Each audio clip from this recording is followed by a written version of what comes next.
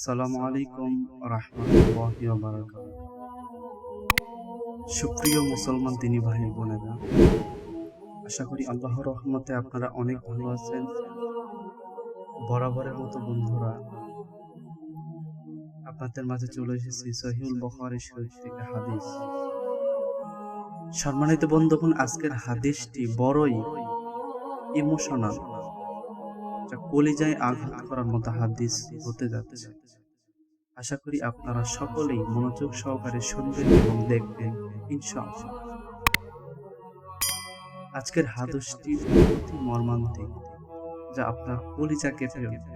আমি মনে করি আল্লাহ সকলকে কবুল করুন এবং হাদিসটি শোনার তৌফিক দান করুন। শুরু করছি আজকের হাদিস। হাদিস নং 240, খণ্ড নং প্রথম খণ্ড, ওযু অধ্যায়, সহিহুল বুখারী শরীফ। হযরত ইবনু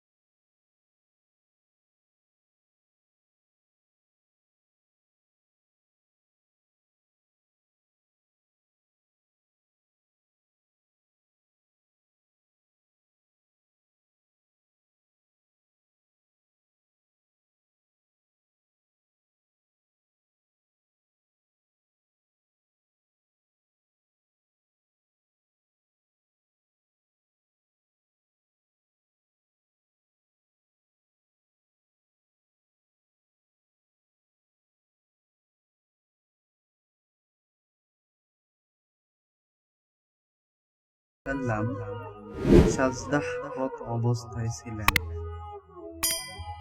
অন্য সূত্রে আহমদ ইবনু ওসমান রাহিমাহুল্লাহ হযরত আব্দুল্লাহ ইবনু মাসউদ রাদিয়াল্লাহু আনহু বর্ণনা করেন যে নবী করিম সাল্লাল্লাহু আলাইহি ওয়াসাল্লাম একদা বাইতুল্লাহর কাবার পাশে সালাত আদায় করছিলেন এবং সেখানে আবু জাহেল ও তার সাথীরা বসা ছিল।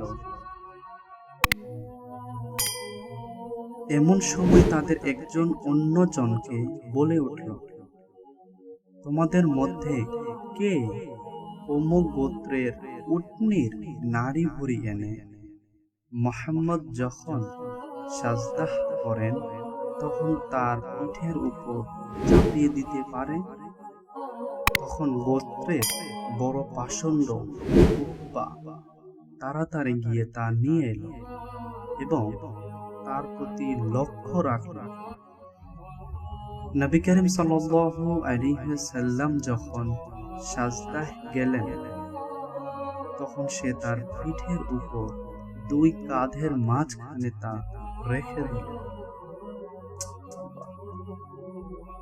হযরত ইবনু মাসউদ রাদিয়াল্লাহু আনহু বলেন, আমি এ দৃশ্য দেখেছিলাম, কিন্তু আমার কিছু করার ছিল না। আমার যদি বাধা দেওয়ার শক্তি থাকতো। তিনি বলেন, তারা হাসতে লাগলো এবং একে অন্যের উপর লুটোপুটি খেতে লাগলো। আর আল্লাহর রাসূল সাল্লাল্লাহু আলাইহি ওয়াসাল্লাম তখন সাজদায় থাকলেন, মাথা উঠালেন না।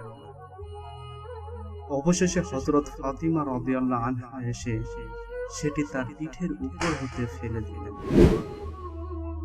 অতঃপর আল্লাহর রাসূল সাল্লাল্লাহু আলাইহি ওয়াসাল্লাম মাথা উঠিয়ে বললেন, হে আল্লাহ, আপনি কুরাইশকে ধ্বংস করুন।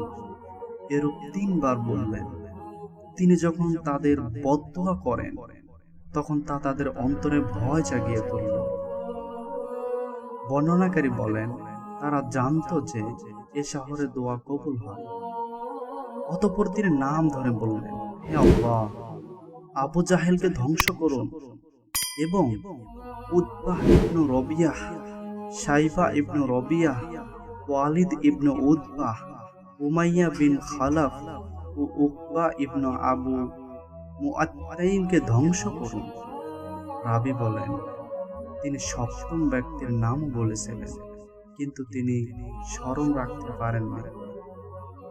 হযরত ইবনু মাসউদ রাদিয়াল্লাহু আনহু বলেন, সেই সত্তার কসম যার হাতে আমার প্রাণ, আল্লাহর রাসূল সাল্লাল্লাহু আলাইহি ওয়াসাল্লাম যাদের নাম উচ্চারণ করেছিলেন তাদের আমি বদরের কূপের মধ্যে নিহত অবস্থায় পড়ে থাকতে দেখেছি। হে আল্লাহ, আপনি সব পারেন।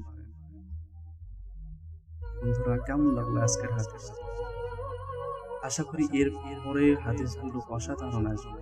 আমি এখন পুরো বইটি পড়তে পারি নাই, আমিও পড়ি এবং আপনাদের এভাবে আমি শোনাই। ইনশাআল্লাহ আল্লাহ সকলকে বোঝার তৌফিক দান করুন, সকলকে হেদায়েতের পথে রাখুন। এই বলে শেষ করছি। আসসালামু আলাইকুম ওয়া রাহমাতুল্লাহি ওয়া বারাকাতুহু।